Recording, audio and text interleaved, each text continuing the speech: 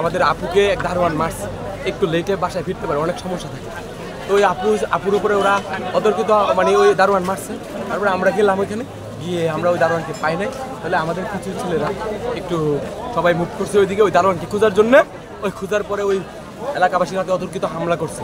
সবচেয়ে বড় কথা, আমাদের রাতে আমাদের বিশ্ববিদ্যালয়ের নিরাপত্তা দপ্তরের যে লোকজন তারা খুবই নিষ্ক্রিয় ছিল, তাদের হাতে মেশিন।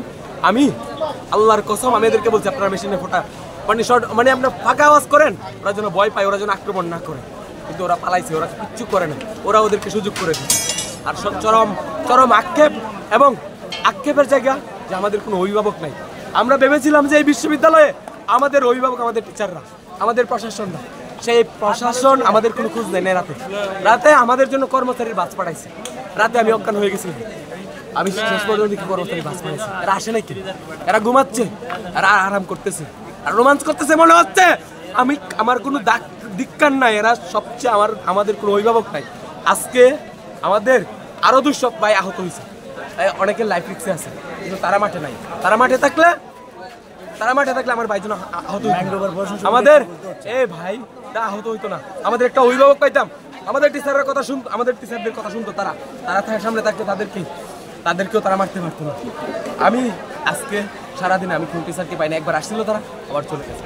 আর প্রশাসন, বাংলাদেশের প্রশাসন সম্পর্কে আমরা আগে থেকেই জানি, এই জানার থেকে। আর এই প্রশাসন সবার পরে আসে। আমরা 200 ভাই আহত হওয়ার পরে সেনাবাহিনী না, সেনাবাহিনী, ওই সেনাবাহিনী আসছে, আইসা আমাদের ক্ষতি করছে, আর ক্ষতি করে আবার চলে গেছে। আবার যে আক্রমণ হবে না, ওরা যে আক্রমণ করবে না এটা নিশ্চয়তা নাই কোনো। ওরা আক্রমণ করবে ভাই আমাদের। আর আমাদের প্রশাসন তারাও আসে নাই, তারা রাষ্ট্রীয় প্রশাসনও নিশ্চিত করতে পারে নাই।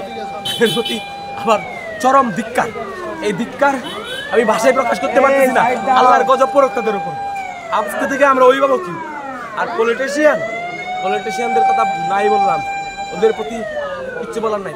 পলিটিশিয়ানরা সবসময় পলিটিক্স নিয়ে ব্যস্ত থাকে, পলিটিক্স করুক ভাই। আপনার নাম একটু বলুন। আমার নাম মাহফুজুর রহমান, আমি অর্থনীতি বিভাগের 19-20 সেশনের শিক্ষার্থী।